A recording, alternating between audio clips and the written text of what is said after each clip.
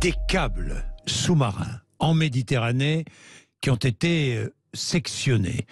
Ophélie Coelho, bonjour. Bonjour. Vous êtes chercheuse indépendante, spécialiste en géopolitique du numérique. La géopolitique du numérique, membre du conseil scientifique de l'Institut Rousseau. Ophélie Coelho, ces câbles ont été sectionnés, coupés. À quel endroit exactement ?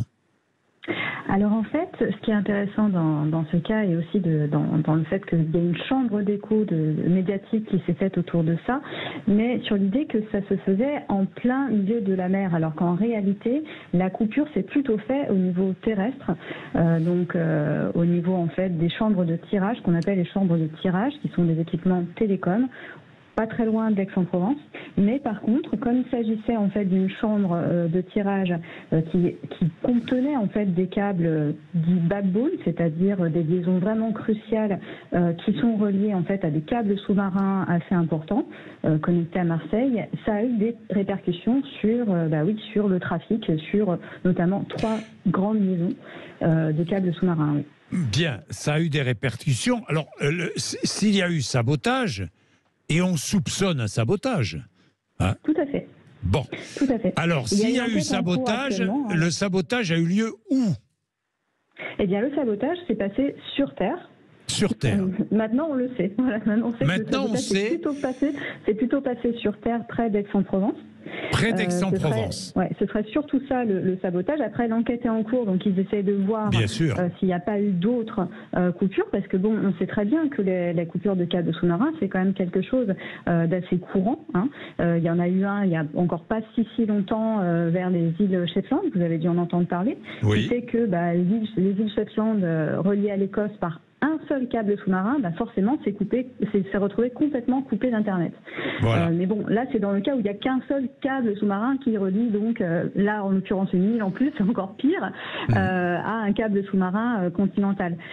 Tandis que concernant Marseille, on est quand même pourvu d'une dizaine de câbles sous-marins, sachant qu'il y a encore des gros travaux de câbles sous-marins qui vont venir se connecter l'année prochaine et l'année suivante encore, donc des câbles à gros trafic.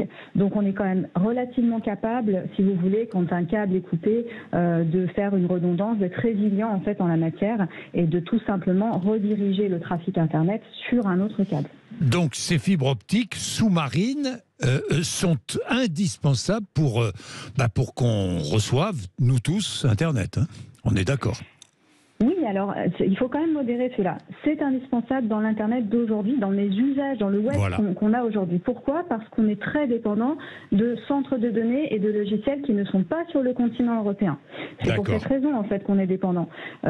Si tout était en Europe, par exemple, ça ne veut pas dire qu'il faut que ce soit forcément le cas pour tout, hein, bien sûr, mais si tout était en Europe, on n'aurait en fait pas besoin de câbles sous-marins. On pourrait utiliser les câbles terrestres et ça suffirait en quelque sorte. Parfois on parle d'intranet par exemple, et c'est ce qui fait parler aujourd'hui de la thématique du splinternet qui fait qu'on aurait plusieurs internets dans le monde. Voilà. Ophélie Coelho, donc sabotage, l'enquête est en cours, sabotage près d'Aix-en-Provence, pas loin de Marseille. Ça veut dire quoi ? Ça veut dire que Internet est devenu un enjeu militaire ? Oui, alors est devenu, je dirais que, en fait, finalement, la coupure de câbles de communication est une arme et un enjeu militaire, mais depuis qu'il y a des câbles reliant plusieurs territoires. Oui. Si vous regardez au début du XXe, quand la Grande-Bretagne disposait du plus grand système de câbles télégraphiques sous-marins au monde, donc c'était la Grande-Bretagne qui rendait dépendant l'ensemble des pays connectés, l'une de ses premières actions militaires au début de la Première Guerre mondiale, c'était de couper certaines lignes de communication stratégiques pour l'Allemagne, par exemple. Et ça, c'est des choses qui se sont passées à plusieurs reprises. Les États-Unis aussi ont utilisé dans le cas des câbles entre la Havane et Santiago. Enfin, il y a eu beaucoup d'événements, en fait, finalement, comme ça, au travers de l'histoire. Et aujourd'hui, on en reparle avec l'actualité en Ukraine et des conflits donc avec la Russie. Mais là, en l'occurrence, franchement, il y a quand même très peu de chances que ce soit la Russie qui soit oui, parce que tout le monde a pensé à la Russie, évidemment. Hein. Mais évidemment, oui. De la même façon que pour les îles Shetland.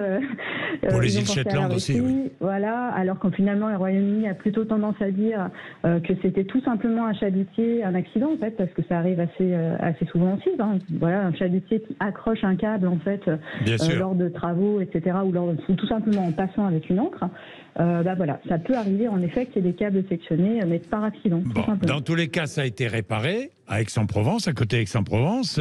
Néanmoins, on attend d'essayer de savoir ce que nous dira l'enquête, parce que c'est important pour savoir d'où vient ce sabotage.